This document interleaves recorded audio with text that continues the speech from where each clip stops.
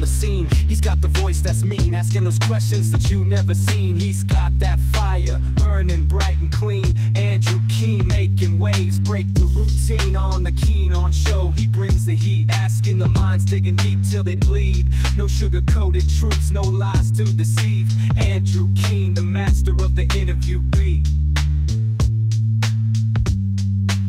He's got the knowledge, he's got the flair, challenging ideas with a fearless stare. With every question, he's uncovering what's there. Andrew Keen, the truth seeker, he's aware.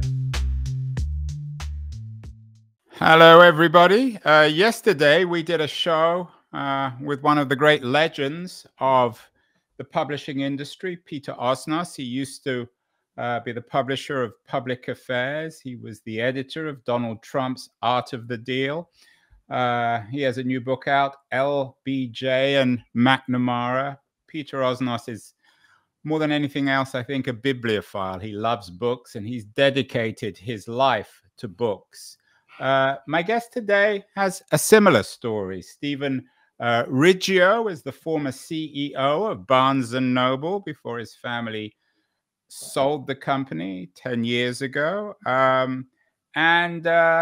He is also, interestingly enough, not the author, but the translator of an intriguing new book out, two books actually, called Sicilian Avengers, a novel from the 19th century. Stephen is joining us from New York City, where he lives. Stephen, before we get to Sicilian Avengers, you're from a family, obviously, of book lovers. You're the brother of Leonard Riggio, unfortunately no longer around. He was the executive chairman of Barnes & Noble. Did you grow up in a book-loving family? My brother founded a bookstore, his first bookstore, in the mid-'60s.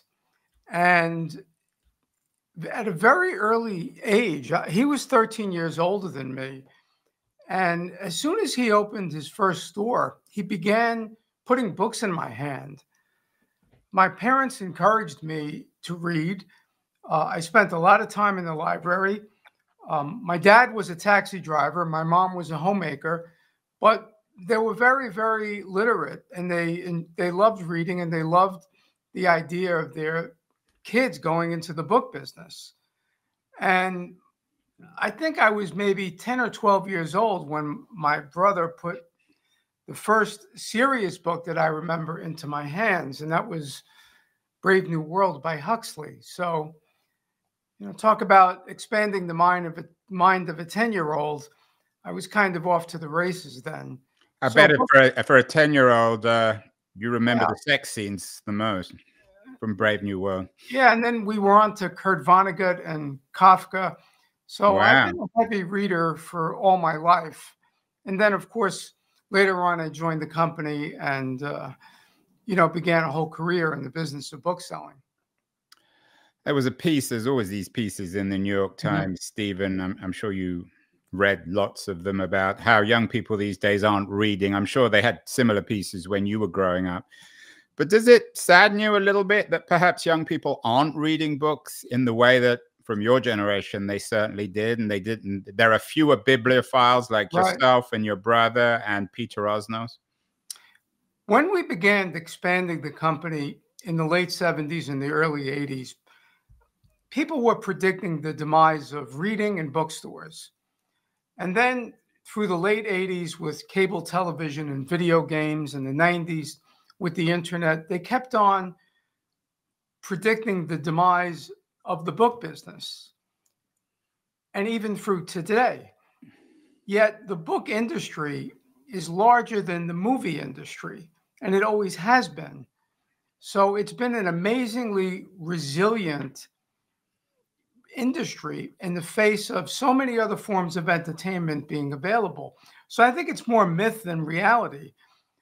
Today, Barnes & Noble has as many stores as it did when I left the company in about 10 years ago. So I think it's a remarkably resilient industry. And the fact is that young people are reading today. There's a fascination with books on TikTok, and it's become an amazing platform for writers to reach out to young readers. Yeah, last time I checked, which was Yeah. about 10 minutes ago, Barnes & Noble is doing very well. I just went to their website. Right. Peter Osnos is also publishing his new book Mhm. on Substack. He sees the internet as complementary, of course, as you've indicated. Right. Some people saw the internet as a replacement for Barnes & Noble and bookstores. How do you view the internet? Is it good or bad for books? Oh, I think it's opened up a whole new way for writers to reach readers, be it through social media, all the different types of social media, Instagram, Facebook, TikTok, and the like. What the internet did to part of the book business is it became the first place for people to go for information. So previously, if you were going on a trip, you would perhaps go to the bookstore and buy travel books or buy maps. Or if you were taking a trip in your car, you would buy a road atlas. Now, the internet has, replaced those type of searches, those type of searches for information. But on the other hand, other types of books are selling well, particularly fiction, and especially the type of nonfiction that you cannot digest or cannot find on the internet. The most important people in publishing, I've always said, are the editors. And you cannot find the kind of information on the internet as you would in Peter Osnos's newly published book. But you could buy a digital copy or you can hear it on an audiobook. So those things are additive. As before 10, 20 years ago, those things didn't exist. So the book business has now more channels, more ways of reaching readers than ever before. I believe the fastest growing part of the book business is audiobooks. Yeah, and you've got an audiobook out of Sicilian Yeah. Avengers. I want to talk about that in a second. Right. But audiobooks, and Peter talked about this too. I love audiobooks. They're excellent. But you can't hold an audiobook. You can hold a physical book. Right. Everyone or many futurists predicted the demise of the book when the internet was invented in the 90s. And it didn't disappear, unlike CDs, because perhaps of its form, in the same way as vinyl has made a dramatic comeback in the age of the internet. Is it the form,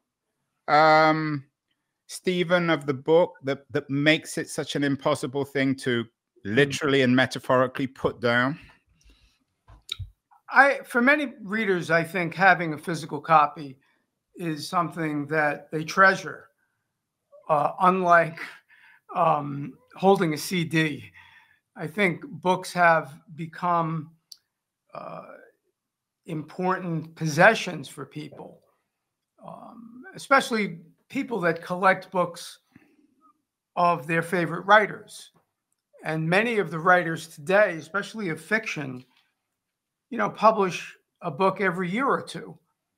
And there are people that have every book that John Grisham wrote or that Adriana Trigiani wrote, and they have them on their bookshelf. And it's important to people. So yes, I do believe that physical books, the idea of owning them and holding them, is what has been different than from the music business or the video business. So let's get on to this love affair you have, and correct me if I'm wrong, with Luigi Natoli's Sicilian Avengers. You haven't written any books yourself, but this is your big translation. As I suggested to you before we went live, now you've sold Barnes & Noble. You spend your life translating books you love.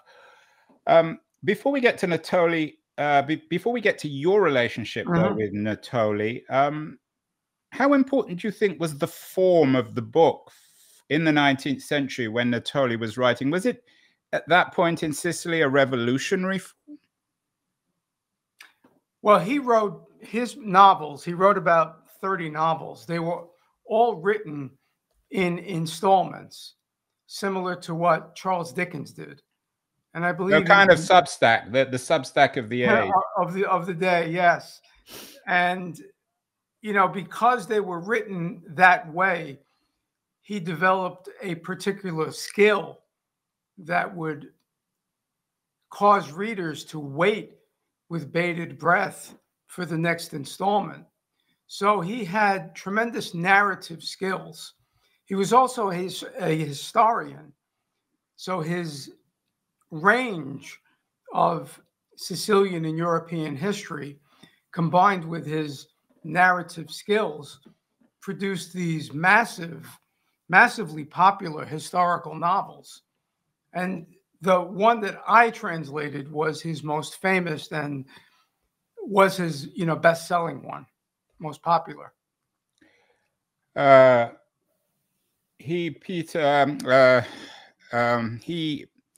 Stephen, he has been compared with Alexander Dumas. Yes. Is that might we, as an introduction, describe him as the Italian Dumas? I would agree with that. If you read the book, the scenes of action, the action scenes and the swashbuckling scenes are very reminiscent of Count of Monte Cristo or Three Musketeers. And his books were long. The one that I translated was 1,000 pages, and Dumas was known for writing big books. I think Count of Monte Cristo was about 1,000 pages. And were they long? One of the reasons why they were long, because they were serialized. So the longer, the more commercially successful. So was he paid by newspapers? Where were these originally published? Yes, they were published in Sicily, in Giornale di Sicilia, in 1910 to 1911, this particular book. It's a remarkable story. So tell me about, Stephen, your own relationship with this. He's not a well-known writer in the West, Luigi Natoli. In fact, doesn't even have a Wikipedia, at least an English Wikipedia entry. How did you discover him? That's a good question. I almost feel I was destined to do this. I do have Sicilian ancestry. My paternal ancestors, my grandfather and grandmother, were born in Sicily. They came over in the Great Migration. My first exposure to the Italian language was literally on my grandmother's knee. In her kitchen, she would read to me from the Italian language newspaper. And I studied language up through high school, but I did drop it after that. It is a regret I have, but I'm happy to have picked it up again. How we picked it up was related to a tragic event in our family. We lost our daughter, Melissa, in 2008 after her year-long struggle with leukemia.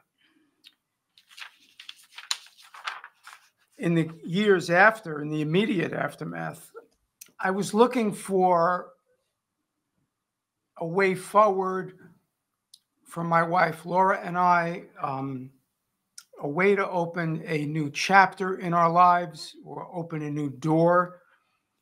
So I came up with the idea of the two of us studying the Italian language together.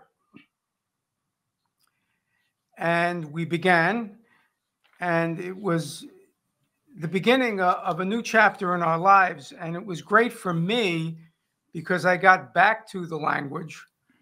And it was great for her because she joined me, you know, in learning it anew for her. So that was great. And a few years into it, our teacher gave us this novel by Luigi Natoli to read. And, you know, we thought we would read a couple of chapters and then move on to something else, but we fell in love with the book. As a young kid, I loved the adventure stories of Dumas, of Hugo, all of the novels of Dickens. So I was a very heavy reader of big books. So you preferred the Dickens, you preferred the Dumas to the you mentioned Brave New World, Huxley, that type of book. You preferred the stories to the polemics. Oh, I don't. I wouldn't say preferred. It's just that I was a heavy reader. I read everything I can get my hands on when I was a kid. So, we continued on with the story, and I thought, let me try to find an English copy, an English translation, and I want to see how our reading of it compared to the Italian. And I discovered it did not exist. So one day I walked in and told our professor, our teacher, I think I'm going to try to translate this. We had been several years into the lesson, so I think I was very, very good at the language and at the reading. And I decided, let me translate one page and let me see if I'm up to this. And I did that. I gave it to our teacher. She sent it back with a bunch of corrections, and I kind of saw what I had to do. And I didn't stop. And it took me about 3 years. It's a 1,000-page book. Did your wife think you were crazy? Oh, she encouraged me from the very beginning. What about your friends and your family? Oh, anybody that says you're crazy, that's the best reason to start doing something. That's more encouragement than discouragement. So, doing something, I was retired at the time. And, when I was in business, I was used to doing things that people would always doubt. You could never be successful opening up a large bookstore in mid-America in some suburb, So doing something audacious was part of my DNA. And doing something audacious in my retirement life just felt natural to me. And of course, I was retired, so I had the time. And, I had a couple of friends that were very close to me, very big readers. And my wife encouraged me. And our professor, she was my biggest, other than my wife, she was my biggest fan. So it took a long time, but it was a very nourishing experience. And as I say to people, it took 3 years. It was 1,000 pages. The good news, or if you say the bad news, is Natoli wrote a sequel, and the sequel was 1,700 pages. So I'm right in the middle of reading that now. Oh my God, so you're going to do that one. I know that the audiobook comes with an afterword by another of the world's greatest bibliophiles, Umberto Eco. Yes. Was he a big fan of Natoli? Well, he thought it was, he writes this very, very scholarly and erudite essay that I included in the book as an afterword, because there's a few things in the plot that he reveals that I didn't want to make it an introduction. But he went into great depth about how it compares with the popular novels of French literature, particularly of Dumas. So he puts it right in the middle of that type of genre of great popular historical novels. I have to admit, and I'm sure not first or last to admit this to you, that I'd never heard of Natoli. But of course, I am familiar with the most famous of all Sicilian modern novels, The Leopard by Lampedusa. How does it compare? I know that the Sicilian Avengers and Natoli are bringing a different kind of Sicily to life, perhaps less political. How would you compare these two books, The Leopard and Sicilian Avengers? Are they entirely different? Well, they are different. I think that The Leopard happens to be one of my favorite books, and even though it's only, I think it's about 240 pages, it is as epic in scope as Natoli's work. It has a grand sweep of history.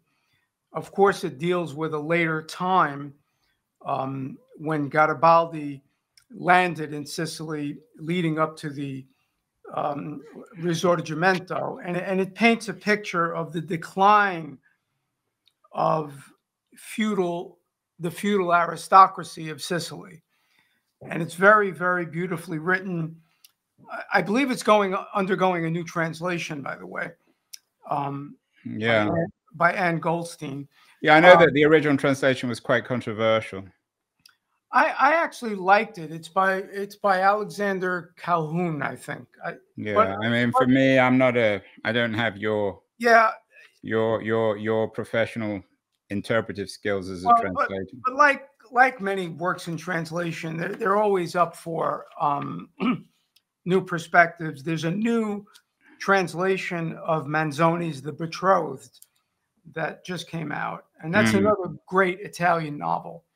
So I think it's very different. Gattopardo is very different than Sicilian Avengers. I would say Sicilian Avengers would be more in the vein of a great historical popular novel. It's popular fiction. And I think Gattopardo is a great literary achievement. It's on a different level, I think. But they both stand on their own as achievements, I think.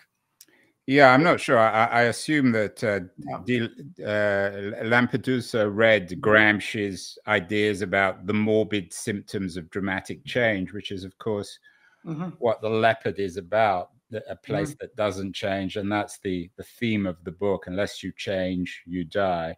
Or if, in other words, I think to misquote, to stay the same, you have to change. Right.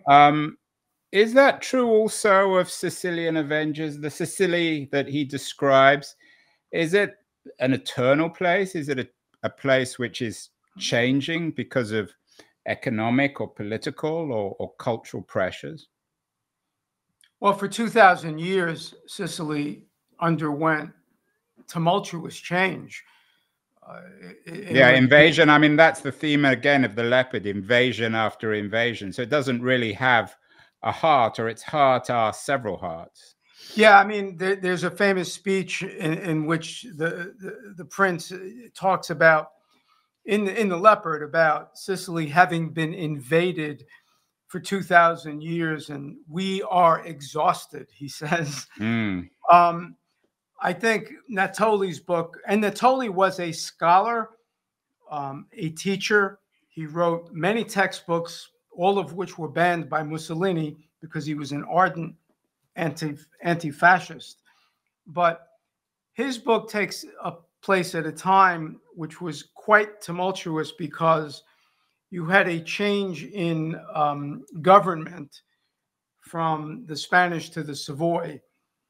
And in a similar way as the prince in The Leopard is hoping for a rebirth of Sicily, and that he knows he's not going to be part of. They offer him, in one scene, he's offered a seat in the new Senate, which is located in Torino. And he turns it down because he knows that's not for him. And in the beginning of Sicilian Avengers, Natoli's book, when the Savoy come in the middle of the book, the Savoy take over, people are hoping for a rebirth and a renewal, only to find out it's just another repressive regime. And in fact, Vittorio Amadeo, who was the king of Savoy, he comes and he goes through this tremendous coronation, and then he leaves. And what Sicily is just, they realize they're just an appendage on this other kingdom. So in that respect, those books deal with the dilemma of the Sicilian people never having their own kingdom, you know, and that's why I think they're similar. Yeah, I mean, I'm curious what you think Americans of the 2020s can learn from Sicilian Avengers. I think what they can learn from The Leopard, right, is a sense of mortality. As you note, the prince recognized that he wouldn't be around to see the future, and he wasn't regretful of this. He was ready. I think at the end of the book, he was ready to die. Americans often don't seem to be particularly comfortable. Not that I guess anyone's really comfortable with death, but they don't fit themselves into this broader historical narrative. What do you think people who read Sicilian Avengers? I mean, obviously, it's a fun book. Right. It's an adventure book like Dumas. But what could it? How could it help Americans of the 2020s make sense of a weird world, or a world in America that's also dramatically changing? Well, it is a story about the central theme is justice. The plot of the book revolves around the evil machinations of an aristocrat who, well, I don't want to reveal too much of the plot. Yeah, don't go away. We want people to read the book or listen to the book. It's about a secret sect that, you know, were considered to be forerunners of the Sicilian mafia. And when Sicily at that time was still a feudal society, and it was ruled by barons and aristocrats, and they inflicted tremendous injustices and persecution on the innocent and even the church, because it was right deep into the Inquisition at that time. So people were jailed and tortured and executed for heresy. So the people had nowhere to turn, the commoners, the poor, the dispossessed, the disadvantaged. And this secret sect emerges to come to their defense. Now, the way that Natoli builds suspense and mystery is, and it's based in part on myth, in part on history, is they dress as monks during the day. They go into the churches and listen to the complaints of the commoners. Then they meet in the underground tunnels and caves of Palermo and hold these tribunals wearing hoods and masks. So that's the dramatic aspect of the story, which is very different from Gattopardo. So it's very cinematic. Yeah, although, of course, The Leopard was made into one of the greatest films in history. There seems to be some obviously self-evident cinematic potential in Sicilian Avengers. It might be an alternative to the way in which most Americans think of Sicily, 19th century, early 20th century Sicily through The Godfather. Is it an alternative cinematic vision? Yes, yes. And I would add that the Leone Film Group is in development for a 12-part series of Natoli's novel. Wow. Are you, by the way, in an economic sense, Stephen, is this publicly owned now? Did you have to pay someone to translate it? How did it work? It's in the public domain. So you just chose to translate it? Right. Who benefits from the sale of the books? Well, it's in the public domain, so there's no royalty to pay. So Random House get all the money? No, it's not Random House. I published it with Radius Publishing Group, and Random House did the audiobook. Right. Which I'm very happy with, and the reader, the narrator, is a terrific narrator. So if it gets sold to Hollywood, the rights will be just public domain. Well, we'll see. We'll see how much they have an interest in. But is it going back to The Godfather? It's a very different Sicily to the one that The Godfather presents. You raise a good point, because people ask me, what do you hope to achieve with this? Of course, I would like people to be entertained. I would like them to enjoy the story. I would like them to close the book on their last page and buy a plane ticket to Sicily, because it's such a wonderful place to visit. Well, we don't want everyone. I was in Sicily earlier this year, Steve, Yeah. and it's become very fashionable. We don't want everyone going to Sicily, because then it won't be Sicily anymore. I do want people to discover how rich, how interesting Sicily's history is. And Italian Americans and Sicilian Americans have been victims of stereotypical portrayals in the media. It's not all about the Godfather. And if you're Italian, you're not in the mafia. Sicily is a tremendously rich, multicultural society. People talk about America as a nation of immigrants, about New York City as a melting pot, but Sicily has it beat on every front, because for 2,000 years, while it has been dominated by all these civilizations, it's actually absorbed these cultures and melded them into something that's very uniquely Sicilian. And as you know, Sicily was not part of Italy until 1861. So when you speak to Sicilians today, they consider themselves Sicilian first and Italian second. That may be true of many Italians.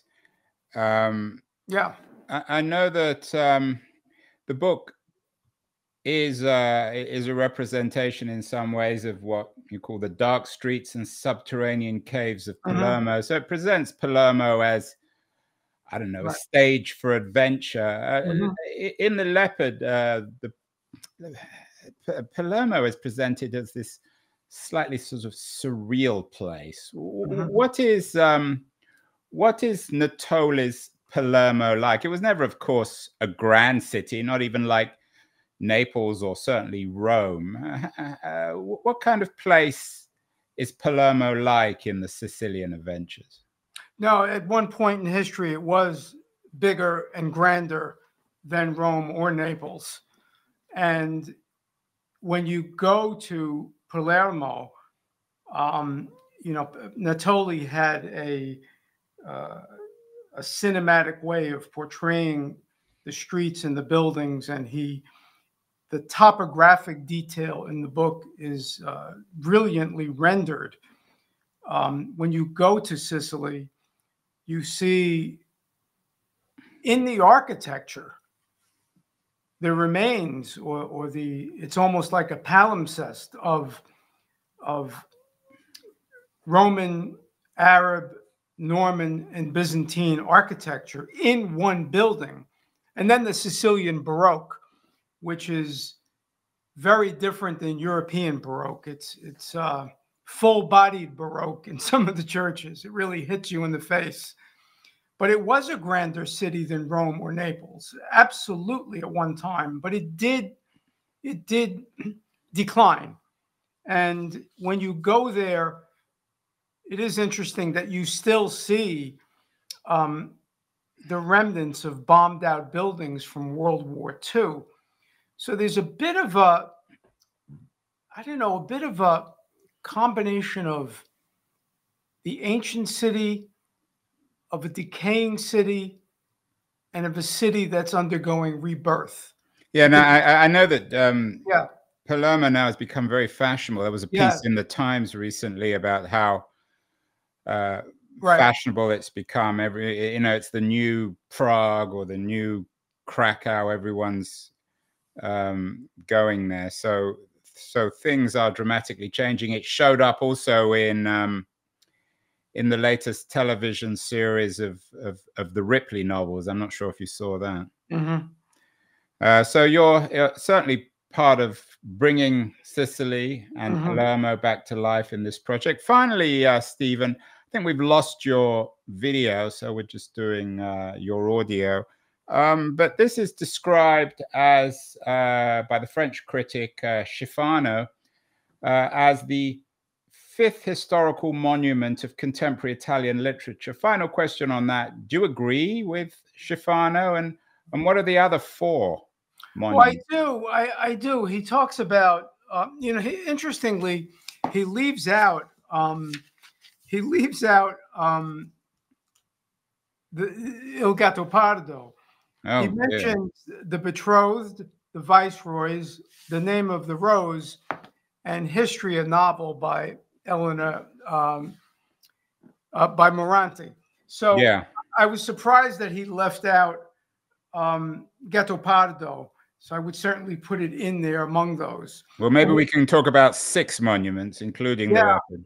You know, I was just in Sicily, and you know, I met the man that runs the Sciascia Museum in Raccolmuto, and he was very impressed and very happy, let's say happy, that I did this.